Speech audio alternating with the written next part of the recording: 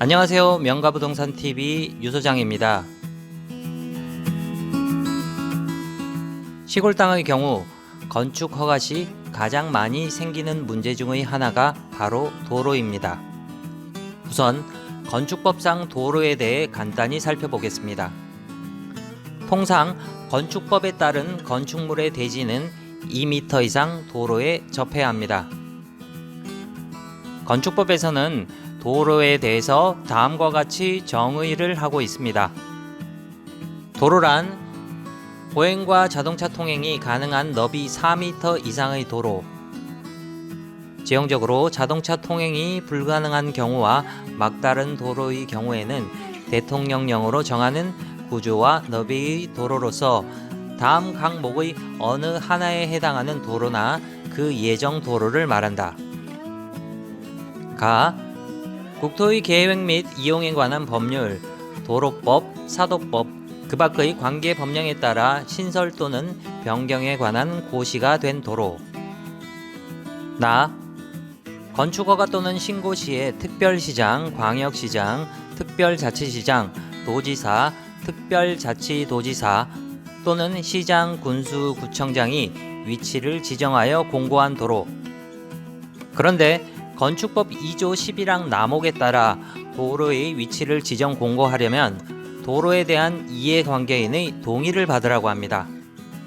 예를 들어 남의 땅을 길로 사용해서 집을 짓고자 할 경우 건축법에 따라서 도로를 지정 공고하려고 하면 동의를 받으라는 것입니다. 그러나 주민이 오랫동안 통행로로 이용하고 있는 사실상의 통로로서 해당 지방자치단체의 조례로 정하는 것인 경우에는 동의를 받지 않아도 되는 경우도 있습니다. 그래서 시골 땅은 구입 전에 가급적 건축 인허가 여부를 해당 토지가 소재한 곳의 허가 담당 공무원에게 물어봐야 한다는 것입니다. 그렇다면 시골에서는 흔히 볼 수 있는 지적도상 도로가 아닌 좁은 마을 길 등이 문제가 될 수도 있을 것 같은데요. 이것이 도로냐 아니냐에 따라서 건축 허가의 문제가 달라질 수도 있고 도로 지정을 위해서 토지 주인의 동의를 받아야 하는 문제가 생길 수도 있습니다. 창녕군의 예시를 들어서 조례를 한번 살펴보겠습니다. 창녕군 건축조례 31조에 따라 이해관계인의 동의 없이도 도로로 지정할 수 있는 경우를 살펴보면, 첫째, 새마을 사업 등 마을 주민 공동 또는 자치단체에서 설치한 마을 진입로. 둘째, 집단적 마을이 형성된 곳의 골목길로서 마을 주민 다수가 동 골목길을 유일한 통로로 사용하는 도로. 셋째, 주민이 사용하고 있는 통로로서 동 통로를 이용한 건축물이 있는 경우. 넷째, 복개된 하천, 포장된 제방. 이와 같은 경우 창녕군 건축조례에서는 이해관계인의 동의 없이도 도로로 지정할 수 있다라고 하고 있습니다. 그럼 실제 사례를 하나 살펴보겠습니다. 보이는 사진과 같이 사람들이 선호할 만한 남동향의 경치 좋은 토지 하나가 매물로 나왔으나 도로 문제로 인해서 매각이 어려웠던 사례입니다.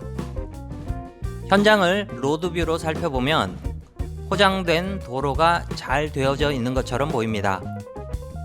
누가 봐도 현황상 차량 진출입이 가능한 도로라 착각을 할 수가 있습니다. 물론 해당 도로 끝에 위치한 집이 최근에 정식 허가를 받아서 지어진 집이라면 도로 문제는 크게 의심을 하지 않아도 됩니다. 당연히 도로 지정 공고가 되어져 있을 테니까요. 그런데 보이는 집은 최근에 지어진 집이 아닌 오래된 농가주택으로 보여졌고, 그리고 마을이 형성되어 있지 않은 곳에 나홀로 있는 집이었습니다. 토지 주인은 해당 토지에 건축 허가가 날 것으로 생각을 하고 있었지만 이럴 때는 의심을 해볼 필요가 있습니다. 2011년 5월 30일 이후부터는 개정된 건축법에 따라서 도로를 지정하거나 변경하면 국토교통부령으로 정하는 바에 따라 도로관리대장에 이를 적어서 관리하여야 한다라고 명시를 하고 있으나 이 집의 경우는 2001년도에 지어진 집으로 도로대장이 없을 수가 있고, 과거 시골에서는 도로가 없더라도 농지나 임야에 200제곱미터까지는 집을 짓는다고 신고만 하면 되었던 시절도 있었습니다. 이 집의 경우는 2001년도에 지어진 집으로 아마도 그런 경우에 해당된 집으로 보여집니다. 그렇다면 해당 토장길이 지자체 조례를 통해서 도로로 인정받을 수 있는지가 관건일 텐데요. 도로로 인정받을 수만 있다면 해당 토지는 맹지가 아니라서 제값을 받을 수가 있지만, 그렇지 않다면 맹지가 되어 건축 인허가 시에는 도로 사용 동의를 받아야 하는 상황에 놓일 수밖에는 없을 겁니다. 그런데 해당 토지에 인접한 현황도로는 결국 도로로 인정을 받을 수가 없었습니다.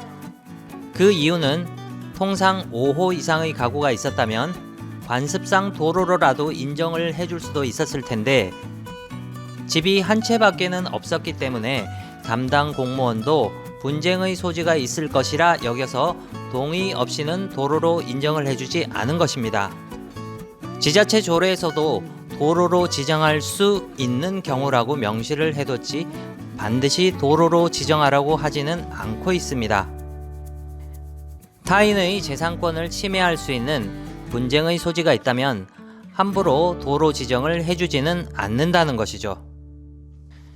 이러한 문제는 실제 중개업을 하시는 분들도 면밀히 검토를 하지 않는다면 건축물이 있는 현황 도로를 보고 인접한 토지는 당연히 건축 허가가 날 것으로 착각을 하는 수도 있습니다. 맹지 탈출하는 법에 대한 강의가 참 많습니다. 저렴한 맹지를 사서 도로만 만들 수 있다면 대박이다 라고 이야기를 하죠. 그러나 맹지를 탈출시킨다는 것은 정말 어려운 일입니다. 도로 사용 동의는 건축물이 있는 한 배타적 사용 수익을 포기하는 것으로, 즉 내 재산 일부를 포기하는 것과 다름이 없는 것이기 때문에 쉽게 받을 수 있는 것은 아닙니다. 실제로 어떤 분은 도로 문제 때문에 단 몇 평의 토지 사용 승낙을 받고자 수천만 원을 쓴 경우도 있었으니까요. 시골에 전원주택지를 구입하실 때는 이 점 꼭 참고하시기 바랍니다. 이상 명가부동산TV 유소장이었습니다. 감사합니다.